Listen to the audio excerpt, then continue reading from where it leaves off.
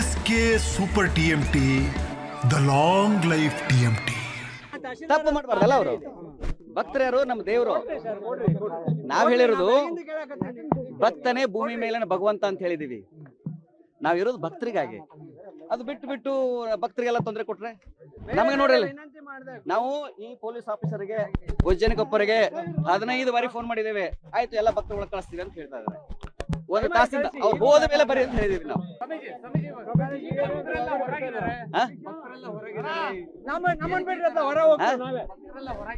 ಹೌದ್ರಿ, ಅದಕ್ಕೆ ನಾವು ಭಕ್ತರು ಒಳಗೆ ಬರ್ಬೇಕು ಅನ್ನೋದು ಇಚ್ಛೆ. ಹೊರಗಡೆ ಇದೆ, ಒಳಗಡೆ ಇಲ್ಲ. ಮಠ ಇರೋದು ಒಂದು ನಿಮಿಷ, ಮಠ ಇರೋದು ಶಾಂತಿ ಮತ್ತು ನೆಮ್ಮದಿಯ ತಾಣಕ್ಕೆ. ಮಠ ಇರೋದು ಶಾಂತಿ ಮತ್ತು ನೆಮ್ಮದಿಯ ತಾಣಕ್ಕೆ. ನಮ್ಮ ಭಕ್ತರು ಬರ್ತಾ ಇರೋದು ಬೆಳಗಿನಿಂದ ಕಾಯ್ತಾ ಇದ್ದಾರೆ. ಬನ್ನಿ, ಮಠದ ಸುತ್ತಮುತ್ತ 2 ಕಿಲೋಮೀಟರ್ ವ್ಯಾಪ್ತಿಗೆ ಅನ್ವಯಿಸುವಂತೆ ಈ ಕೆಳಕಂಡ ಷರತ್ತುಗಳು ಎಲ್ಲೈತ್ರಿ? ತೋರಿಸಿರಿ ಎಲ್ಲೈತ್ರಿ? 12 ಕಾರಣಗಳು ಹೇಳಿ. ನಾನು 50 ವರ್ಷ ರಾಜಕೀಯ ಮಾಡಿದ್ದೀನಿ. ಒಂದು ಸಭೆ ಮಾಡಿದ್ದಾರೆ, ಆ ಸಭೆಗೆ ಸ್ವಾಮೀಜಿ ಅವ್ರು ಬರ್ಲಿಲ್ಲ. ಸೊ ಹಂಗಾಗಿ ಅವ್ರನ್ನ ಈ ಪರಿಸ್ಥಿತಿ ಮಾಡ್ತಾ ಇದೀವಿ. ಮೊದಲನೇದಾಗಿ ಸ್ವಾಮೀಜಿ ಅವರಿಗೆ ನೋಟಿಸ್ ಬಂದಿಲ್ಲ. ಸ್ವಾಮೀಜಿ ಅವರಿಗೆ ನಮ್ಮ ದಿವ್ಯ ಸಾನ್ನಿಧ್ಯ ಹಾಕಿದ್ದಾರೆ. ಹಾಕಿಬೇಕಾದ್ರೆ ಸ್ವಾಮೀಜಿ ಅವರು ಡೇಟ್ ತಗೋಬೇಕು. ಹಿಂದಿನ ಸಭೆದು ಮಾಹಿತಿ ಕೊಟ್ಟಿರ್ಕಿಲ್ಲ ಸರ್. ಹಿಂದಿನ ಸಭೆಯ ಮಾಹಿತಿ ನಮಗೆ ಬಂದಿಲ್ಲ, ನಮಗೆ ನೋಟಿಸ್ ಬಂದಿಲ್ಲ. ಅಧಿಕೃತವಾಗಿ ಬಂದು ನಮಗೊಂದು ನೋಟಿಸ್ ಕೊಡಬೇಕು. ಆ ನೋಟಿಸ್ ಕೊಟ್ಟಿಲ್ಲ. ಮತ್ತು ಮಠ ಅನ್ನೋದು, ಪೀಠ ಅನ್ನೋದು ಕೇವಲ 12 ಜನರಲ್ಲ. ಇದು ನಾವು 12 ಜನ ನೋಡಿ ಬಂದಿಲ್ಲ. ಅಖಂಡ ಪಂಚಮಸಾಲಿ ಸಮಾಜದ ಸೇವೆಯನ್ನು ಮಾಡಲಿಕ್ಕೆ ಪೀಠಕ್ಕೆ ಬಂದಿದ್ದೀವಿ ನಾವು. ಇದು 4 ವ್ಯಕ್ತಿಗಳ ಮಠ ಅಲ್ಲ, ಇದು ಸಮಸ್ತ ಪಂಚಮಸಾಲಿಗಳ ಮಠವಾಗಿದೆ. ಆ ಹಿನ್ನೆಲೆಯಲ್ಲಿ ಮೊದಲನೇದಾಗಿ ಅವರು ನಮಗೆ ನೋಟಿಸೇ ಕೊಟ್ಟಿಲ್ಲ. ಬಂದು ನೋಟಿಸ್ ಕೊಡಬೇಕಾಗಿತ್ತು. ಕರ್ಡ್ ರಂಗ್ ಬಂದು ರಾತ್ರಿ ಬಂದು ಅಲ್ಲಿ ನಮ್ಮ ಇದಕ್ಕೆ ಬಾಗಿಲಿಗೆ ಹಂಚಿ ಹೋಗಿದ್ದಾರೆ. ಅದು ನಾವು ಕೊಡಗಿನಲ್ಲಿ ಕಾರ್ಯಕ್ರಮ ಹೋಗಿದ್ದೀವಿ. ವಾಪಸ್ ಬಂದಾಗ 3 ಗಂಟೆ ಅಲ್ಲಿ ಅಂಟಿಸಿದ್ರು. ಅದು ನಮ್ಗೆ ಗೊತ್ತಿಲ್ಲ. ಈಗ ಟ್ರಸ್ಟಿಗಳಾದವರು ನಮ್ಮ ಹತ್ತಿರ ಬಂದು ಕೊಡ್ಬೇಕಲ್ವಾ? ಇಷ್ಟೊಂದು ತರಾತುರಿ ಮಾಡೋ ಅವಶ್ಯಕತೆ ಏನಿತ್ತು? ಹಾಗಾಗಿ ಸ್ವಾಮೀಜಿಯವ್ರಿಗೆ ಬಹಳ ಇಂಪಾರ್ಟೆಂಟ್ ಏನು, ಗಚ್ಚೆ, ಕೈ, ಬಾಯಿ ಗಚ್ಚಿರಬೇಕು. ಅದ್ರಲ್ಲಿ ನಾವು ಬಹಳ ಗಚ್ಚಿದ್ದೀವಿ. ಹಾಗಾಗಿ 12 ಜನಗಳದ ಆಗಲ್ಲ. ಏನು ಟ್ರಸ್ಟ್ ಬಾಯ್ಲೈನ್ ಹೇಳುತ್ತೆ, ಇಲ್ಲಿ ಏನ್ ಹೇಳುತ್ತೆ? ನಿಮ್ಮ ಹತ್ರ ಇದೆ ನೋಡಿ, ಇದು 4 ಜನಗಳದು ಅಲ್ಲ.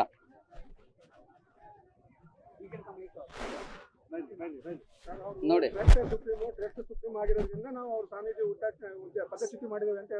ಸಮಾಜ ಸುಪ್ರೀಂ. ಸಮಾಜಕ್ಕಿಂತ ದೊಡ್ಡವರು ಯಾರು ಇಲ್ಲ. ಸಮಾಜ ಇವರನ್ನು ನೇಮಿಸಿತ್ತು, ಇವರಾಗಿ ಮಾಡ್ಕೊಂಡಿದ್ದಾರೆ ಅದನ್ನು. ಮತ್ತು ಪೀಠ ಆರಂಭವಾಗಿರೋದು ಫೆಬ್ರವರಿ 17-18, 2008. ಟ್ರಸ್ಟ್ ಆಗಿರೋದು ಏಪ್ರಿಲ್ ತಿಂಗಳಲ್ಲಿ. ಮೊದಲು ಪೀಠ, ಆಮೇಲೆ ಟ್ರಸ್ಟ್. ಆಮೇಲೆ ಪ್ರತಿ 5 ವರ್ಷಕ್ಕೊಂದ್ಸಲ ಟ್ರಸ್ಟಿಗಳು 1/4 ಹೋಗ್ಬೇಕಂತಿದೆ. ಅವ್ ಯಾವ ನಿಯಮಗಳು ಫಾಲೋ ಮಾಡಿಲ್ಲ. ಎಲ್ಲ ಅವರೇ ಇದ್ದಾರೆ. ಮತ್ತೆ ಅವರೆಲ್ಲ ಸಂಬಂಧಿಕರಿದ್ದಾರೆ. ಅವ್ರ ಆಸ್ತಿ ಪಾಸ್ತಿಗಳ ತಮ್ಮ ಸ್ವಂತ ಹೆಸರು ಮಾಡ್ಕೊಂಡಿದ್ದಾರೆ. ಮಠದ ಆಸ್ತಿ ಪಾಸ್ತಿಗಳಿದಾವಲ್ಲ, ಅನೇಕ ಆಸ್ತಿ ಪಾಸ್ತಿಗಳು ಅವ್ರು ತಮ್ಮ ಸ್ವಂತ ಹೆಸರು ಮಾಡ್ಕೊಂಡಿದ್ದಾರೆ. ಶಿಕ್ಷಣ ಸಂಸ್ಥೆಗಳು ಇವಾಗ ನೋಡಿ, ಸಿಂಪಲ್ ಆಗಿ ದಾವಣಗೆರೆಯಲ್ಲಿ ಪ್ರಧಾನ ಧರ್ಮರ್ಷಿ 23 ವರ್ಷದಿಂದ ಅವರೇ ಅಧ್ಯಕ್ಷರಿದ್ದಾರೆ. 23 ವರ್ಷದಲ್ಲಿ ಮತ್ತೊಬ್ಬ ಯುವ ನಾಯಕ ಹುಟ್ಟಲಿಲ್ವಾ ಸಮಾಜದಲ್ಲಿ? ಮತ್ತೊಬ್ಬ ಜಿಲ್ಲಾಧ್ಯಕ್ಷ ಬರಲಿಲ್ವಾ? ಹಗ್ರಿ ಬೊಮ್ಮಳೆ ಅನ್ನೋ ಶಾಖಾ ಮಠ ಇದೆ, ಅದು ತಮ್ಮ ಸ್ವಂತ ಪ್ರಾಪರ್ಟಿ ಮಾಡ್ಕೊಂಡಿದ್ದಾರೆ. ಅಷ್ಟೇ ಅಲ್ಲ, ಟ್ರಸ್ಟ್ ಏನ್ ಹೇಳುತ್ತೆ, ಮಠದಲ್ಲಿ ಶಿಕ್ಷಣ ಸಂಸ್ಥೆಗಳು ಇರಬೇಕು ಅಂತ ಇದೆ. ಒಂದ್ ಕಡೆ ಶಿಕ್ಷಣ ಸಂಸ್ಥೆಗಳು ಇರಬೇಕು ಅಂತ ಹೇಳ್ತಾರೆ, ಇನ್ನೊಂದು ಹರ ಎಜುಕೇಶನ್ ಟ್ರಸ್ಟ್ ಮಾಡ್ಕೊಂಡಿದ್ದಾರೆ. ಹರ ಎಜುಕೇಶನ್ ಟ್ರಸ್ಟ್ ಮಾಡಿಕೊಂಡು ನಮ್ಮ ನಮ್ಮ ಗುರುಗಳಾಗಿರುವಂತಹ ಮಹಾನ್ ತಪ್ಪುಗಳ ಹೆಸರಿಟ್ಟುಕೊಂಡು ಅದನ್ನು ತಮ್ಮ ಸ್ವಂತ ಪ್ರಾಪರ್ಟಿ ಮಾಡಿದ್ದಾರೆ. ಮಠದಲ್ಲಿ ಮತ್ತು ಈಗಾಗಲೇ ಮಠದಲ್ಲಿ ಕಟ್ಟಡಗಳಾಗಿದ್ದಾವೆ. ಅದ್ರ ಬಗ್ಗೆ ಭಕ್ತರಿಗೆ ಕ್ವಶನ್ ಕೇಳ್ತಾ ಇದ್ದಾರೆ. ನಾವು ಕೇಳಿಲ್ಲ, ನಾವೇನು ಇವತ್ತಿಗೂ ಅವ್ರನ್ನ ಕ್ವಶನ್ ಮಾಡಿಲ್ಲ. ಮೊನ್ನೆನೂ ಆದಾಗನು ಒಂದೇ ಕೇಳಿದೀವಿ ನಾವು, ಭಕ್ತರು ಕೇಳಿದ್ದಾರೆ. ಅದಕ್ಕೆ ಅವ್ರದ್ದೇನಪ್ಪಾ ಅಂತಂದ್ರೆ, ಲೆಕ್ಕ ಕೇಳೋರು ಸ್ವಾಮಿಗಳು ತೆಗೆದುಬಿಟ್ರೆ ಲೆಕ್ಕ ಕೇಳೋರು ಇರಂಗಿಲ್ಲ ಅಂತ. ಅವ್ರ ಸೆಂಟ್ರಿಲ್ಲ ಸರ್ಕಲ್ ಅಲ್ಲಿ ಇರ್ತದೆ ಅಂತ. ಆದ್ರೆ ಭಕ್ತನ ಬೆವರ ಹಣಿಯಿಂದ ತಾನು ಉತ್ತಿ ಬಿತ್ತಿ ಬೆಳೆದು ಮಠದ ಸತ್ಪಾತ್ರಕ್ಕೆ ಅನ್ನದಾಸ ಕೊಟ್ಟಾರೆ. ಸಾವಿರ ಭಕ್ತರು, ಲಕ್ಷ ಭಕ್ತರು, ಸ್ವತಃ ಒಬ್ಬ ಧರ್ಮದರ್ಶಿ ಮೊನ್ನೆ ಏನೇನು ಅವ್ಯವಹಾರ ಆಗಿದೆ ಅಂತ ಮುಕ್ತವಾಗಿ ಹೇಳಿದ್ದಾರೆ. CC ಕ್ಯಾಮ್ರಾದಲ್ಲಿ ಅದು ರೆಕಾರ್ಡ್ ಆಗಿದೆ. 49 ನಿಮಿಷಗಳ ಕಾಲ ಮಠದಲ್ಲಿ ಆರಂಭದಲ್ಲಿ ಪೀಠ 2008ರಲ್ಲಿ ಎಷ್ಟು ಕೋಟಿ ಬಂತು, ಅದ್ರಲ್ಲಿ ಎಷ್ಟು ಅವ್ಯವಹಾರ ಆಯ್ತು, ಎಷ್ಟು ತಿಂದವ್ರು ಯಾರು ಅಂತ ಹೇಳಿದ್ರು. ಸರ್ಕಾರದ 10 ಕೋಟಿ ರೂಪಾಯಿ 11 ಕೋಟಿ ರೂಪಾಯಿ ಬಂತು. ಒಂದು ಕೋಟಿ 10 ಕೋಟಿ ಒಂದ್ಸಲ, 1 ಕೋಟಿ ಒಂದ್ಸಲ, ಅವೆಲ್ಲ ಸಿಗುತ್ತೆ ಡಾಕ್ಯುಮೆಂಟ್ರಿ. ಆ 10 ಕೋಟಿ ಹಣದಲ್ಲಿ ಎಷ್ಟು ಅವ್ಯವಹಾರ ಆಗಿದೆ ಅಂತ ಹೇಳಿ ಅವರೇ ಹೇಳಿದ್ದಾರೆ. ಯಾರು ಹೇಳಿದ್ದಾರೆ? ಒಬ್ಬ ಟ್ರಸ್ಟಿ ಹೇಳಿದ್ದಾರೆ, ನಾವ್ ಹೇಳಿಲ್ಲ. ಆ ಟ್ರಸ್ಟಿಗಳು ಹೇಳಿದ ಮೇಲೆ ಅವ್ರದ್ದೆಲ್ಲ ಬಯಲಾಗತ್ತೆ ಅಂತ ಹೇಳಿ ಮಾಡಿದ್ರು. ಆ CC DVR ಕತ್ಕೊಂಡು ಹೋಗ್ಬಿಟ್ರು. DVR ಕತ್ಕೊಂಡ್ರೆ ಇವತ್ತು ಮಟ್ಟಕ್ಕೆ ಬಂದಾರೆ. ಅವ್ರ ಮೇಲೆ ಕೇಸ್ ಆಗಿದೆ. ಕಳ್ಳರೇ ಬಂದು ಕಳ್ಳರಿಗೆ ರಕ್ಷಣೆ ತಗೊಂಡು ಬಂದಾರೆ. ಅಲ್ಲಿ ಅವರು ಬಹಳ ಗಟ್ಟಿಯಾಗಿದ್ರೆ, ನಿಜವಾದ ಧರ್ಮದರ್ಶಿಗಳಾಗಿದ್ರೆ ನೇರವಾಗಿ ಬರ್ಬೋದಾಗಿತ್ತು, ನಮ್ಮ ಹತ್ರ ಕುತ್ಕೊಂಡು ಮಾತಾಡ್ಬೋದಾಗಿತ್ತು. ಕಳ್ಳರಾಗಿ ಬಂದು ಪ್ರೊಟೆಕ್ಷನ್ ಬಂದು ಅಂದ್ರೆ ಇದರಲ್ಲಿ ನೀವು ತಿಳ್ಕೊಬೇಕು, ನಾನು ಪ್ರೊಟೆಕ್ಷನ್ ತಗೊಂಡಿದ್ದೀನ? ಎಷ್ಟು ಜನಗಳ ನಿಮ್ಮ ಮಾಧ್ಯಮ ಕೇಳ್ತಾರೆ, ನಾನು ಪ್ರೊಟೆಕ್ಷನ್ ಕೇಳಿದಿನ? ಕೇಳಿಲ್ಲ. ನಾ ಸನ್ಯಾಸಿ, ನಮ್ಗೆ ನಿರ್ಭಯ ಆಗಿರ್ಬೇಕು. ನಮ್ಮ ಮಠದಲ್ಲಿ ಸುವ್ಯವಸ್ಥೆ ಇರಬೇಕು, ಶಾಂತಿ ಸಮಾಧಾನ ಇರಬೇಕು. ಭಕ್ತರಿಗಿಂತ ದೊಡ್ಡವ್ರು ಯಾರು ಇಲ್ಲ. ನನ್ನ ಕನಸು ಒಂದೇ, ಈ ನಾಡನ್ನ ಕಳೆದ 2.5 ವರ್ಷದಿಂದ ನಾವು ಇಂದಿನ ರಾಜ್ಯಾಧ್ಯಕ್ಷರಂತ ಸೋಮನಗೌಡ ಪಾಟೀಲ್ ರವರು ಹಳ್ಳಿ ತಿರುಗಾಡ್ತಾ ಇದ್ದೀವಿ, ಸಮಾಜವನ್ನು ಸಂಘಟನೆ ಮಾಡ್ತಾ ಇದ್ದೀವಿ. ಅದು ಜಾತಿಗಣತಿ ಇರಬಹುದು. ಇನ್ನು ಕೆಲವರು ಏನಾಗಿದೆ ಅಂತಂದ್ರೆ ಅವರಿಗೆ ಹಿಂದೂ ಅಂತ ಹೇಳಬಾರ್ದು ಅಂತದೆ. ಕೆಲವು ಟ್ರಸ್ಟಿಗಳಿಗೆ ಏನಿದೆ ಅಂತಂದ್ರೆ ಸ್ವಾಮಿಗಳು ಹಿಂದೂ ಅಂತ ಹೇಳಬಾರ್ದು ಅಂತಂತಾರೆ. ಇನ್ನೊಂದು ಲಿಂಗಾಯತ್ ಅಂತನೂ ಹೇಳಬಾರ್ದು ಅಂತಂತಾರೆ. ಒಂದವರು ನಾವು ಹಿಂದೂ ಲಿಂಗಾಯತ್ ಅನ್ನಬಾರ್ದು ಸ್ವಾಮಿಗಳು. ಅವರು ಮಾತಾಡಿದ ಪ್ರಶ್ನೆಗಳು ಹೆಂಗ ಅಂತ ನೀವು ಇಮ್ಯಾಜಿನ್ ಮಾಡಕ್ಕಾಗಲ್ಲ. ಅದು ಅಮಾನ್ಯ. 12 ಜನಗಳ ಮಠ ಅಲ್ಲ ಇದು. 12 ಜನಗಳ ದುಡ್ಡು ಹಾಕೊಂಡು ಮಠ ಕಟ್ಟಿಲ್ಲ. ಈ ಮಠ ಕಟ್ಟಿದವರು ಲಕ್ಷಾಂತರ ಜನ ಬಡ ಪಂಚಮಸಾಲಿಗಳು, ರೈತರು. ಹಾಗಾಗಿ ಈ ಮಠ ಇನ್ನು ರಾಷ್ಟ್ರ ಅಂತಾರಾಷ್ಟ್ರ ಬೆಳೆಸ್ತೀವಿ ಅನ್ನೋ ಸಂಕಲ್ಪ ನಮಗಿದೆ. ನನಗೆ ಯಾವುದೇ ರೀತಿ ಭಯ ಇಲ್ಲ, ಆತಂಕ ಇಲ್ಲ. I am so confident. I have all right. ಮುಂದಿನ ಈಗ ನಮ್ಮೆಲ್ಲ ಭಕ್ತರು ಬರ್ತಾರೆ, ಅವ್ರ ಜೊತೆ ಚರ್ಚೆ ಮಾಡ್ತೀವಿ. ಭಕ್ತರ ಇಚ್ಛೆಯಂತೆ ಎಲ್ಲ ನಡೆಯುತ್ತೆ.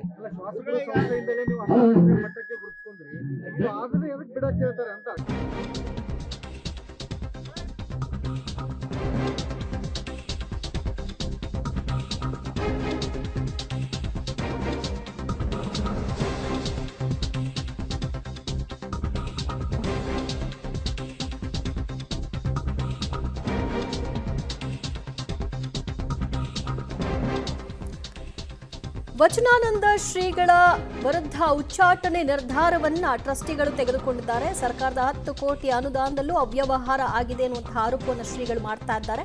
ಅವ್ಯವಹಾರ ಮಾಡಿ ಧರ್ಮದರ್ಶಿಗಳೇ ಇಂದು ಬಂದಿದ್ದಾರೆ. ಧರ್ಮದರ್ಶಿಗಳ ವಿರುದ್ಧ ಹರಿಹಾಯ್ದಿದ್ದಾರೆ ವಚನಾನಂದ ಶ್ರೀಗಳು.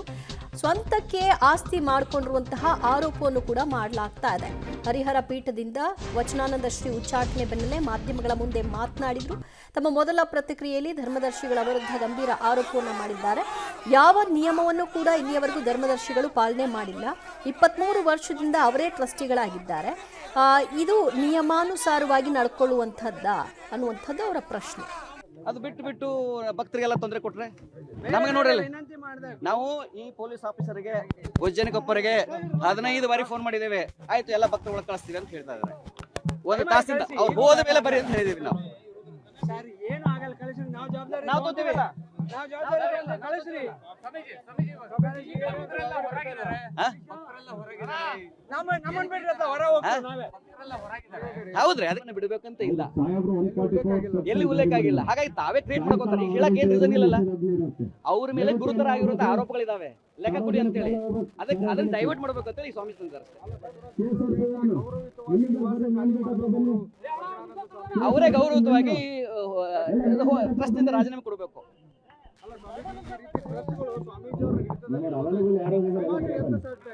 ಅದಕ್ಕೆ ಈಗ ಸಮಾಜಕ್ಕೆ ಬಿಡ್ತೀನಿ, ಅದ್ರ ವಿವೇಚನೆಗೆ. ಸಮಾಜ ಸತ್ಯವನ್ನ ಅರ್ಥಕೋಬೇಕು. ಮತ್ತು 4 ಜನಗಳ ಮಧ್ಯ ಅಲ್ಲ ಇದು, ಇಡೀ ಸಮಾಜದಲ್ಲಿ ಬೇಕಂತಾನೆ ನಮ್ಮ ಪಂಚಮಸಾಲಿ ಸ್ವಾಮೀಜಿಯವರನ್ನ ಕರ್ನಾಟಕದಲ್ಲಿ ಪಂಚಮಸಾಲಿಗಳು ಡೇ ಬೈ ಡೇ ಸ್ಟ್ರಾಂಗ್ ಆಗ್ತಾ ಇದ್ದಾರೆ. ಪಂಚಮಸಾಲಿ ನಾಯಕರು ಬಹಳ ಸ್ಟ್ರಾಂಗ್ ಆಗ್ತಾ ಇದ್ದಾರೆ. ಲಿಂಗಾಯತಲ್ಲಿ ಪಂಚಮಸಾಲಿ ನಾಯಕರು ಬಹಳ ಸ್ಟ್ರಾಂಗ್ ಆಗ್ತಾ ಇದ್ದಾರೆ.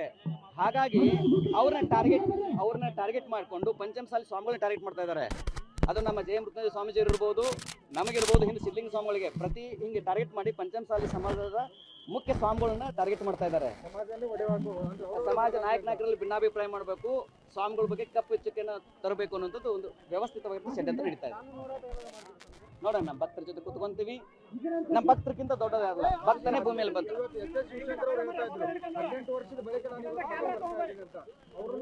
ನೋಡ್ರಿ ನೋಡ್ರಿ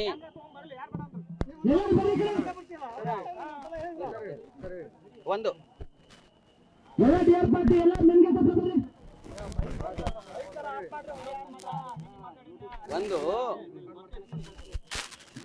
ನಾವು ಪೀಠಕ್ಕೆ ಬಂದ ಮೇಲೆ 2018 ಬಂದ ಮೇಲೆ ನಮ್ದು ಕನಸೇನಿತ್ತು ಅಂತಂದ್ರೆ ಹರಿಹರ ತಾಲೂಕು ಪ್ರತಿ ಮನೆಗೆ ಹೋಗ್ಬೇಕು ಅಂತ ಇತ್ತು. ದಾವಣಗೆರೆ ಜಿಲ್ಲೆಯ ಪ್ರತಿ ಮನೆಗೆ ಹೋಗ್ಬೇಕಂತಿತ್ತು.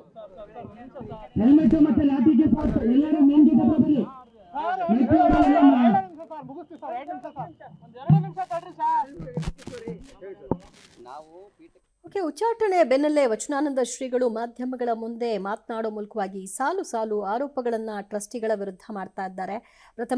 ಪ್ರಥಮದಾಗಿ ಅವರಿಗೆ ನೋಟಿಸ್ ಬಂದಿಲ್ಲ, ಮನೆ ಬಾಗಿಲಿಗೆ ಕಳ್ಳರ ರೀತಿ ನೋಟಿಸನ್ನು ಅಂಟಿಸಿ ಹೋಗಿದ್ದಾರೆ. ಟ್ರಸ್ಟಿಗಳು ನೇರ ಬಂದು ನನ್ನನ್ನು ಮಾತನಾಡಿಸಬಹುದಿತ್ತು, ಆದರೆ ಆ ಕೆಲಸ ಅವ್ರು ಮಾಡಿಲ್ಲ. ಇದರ ಉದ್ದೇಶ ಏನು ಅನ್ನೋದನ್ನ ಅರ್ಥ ಮಾಡ್ಕೊಳ್ಬೇಕಾಗತ್ತೆ. ಇಷ್ಟು ಆತರ ತೋರುವಂತಹ ಅನಿವಾರ್ಯತೆ ಏನಿತ್ತು? ಆಮೇಲೆ ಇವತ್ತು ನಡೆದಂತಹ ಸಭೆ ಏನಿದೆ, ಆ ಸಭೆಯ ಮಾಹಿತಿಯನ್ನು ಕೂಡ ನಮಗೆ ಕೊಟ್ಟಿಲ್ಲ ಅನ್ನುವಂತಹ ಆರೋಪ.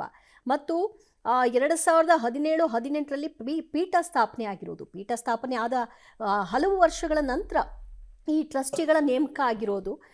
ಹೀಗಿದ್ದಾಗ ಅವರು ನಡೆಸ್ತಾ ಇರುವಂತಹ ವ್ಯವಹಾರಗಳ ಕುರಿತಾಗಿ ಪ್ರಶ್ನಿಸಿದೋ ತಪ್ಪ?